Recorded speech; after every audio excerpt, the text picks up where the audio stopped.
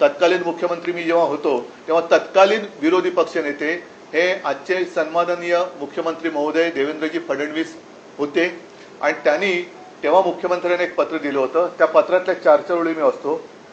आता ही तारीख आहे 16 ऑक्टोबर 20 आणि त्याच्यात त्यांनी म्हटले की परतीच्या पावसाने मराठवाडा आणि विदर्भातील अनेक जिल्ह्यांमध्ये अक्षरशः हाहाकार माजवला. अन्नदात्याला पूर्णपणे वाऱ्यावर सोडून दिल्यासारखी अवस्था राज्यात आहे. हे बाकीचं सगळं पत्र आहे. आता त्यातल्या शेवटच्या ज्या 2-3 ओळी आहेत, 2च, की नुकसानीची व्यापकता आणि सार्वत्रिक झालेले नुकसान पाहता तातडीने ओला दुष्काळ जाहीर करून दुष्काळाच्या निकषाप्रमाणे ही मदत दिली गेली पाहिजे. आपण तातडीने लक्ष घालावे ही विनंती. आपला गिचमीड देवेंद्र फडणवीस. नाही, गिचमीड म्हणजे त्यांची सही आहे तसं मी म्हटलं, मला वाचता नाही आली.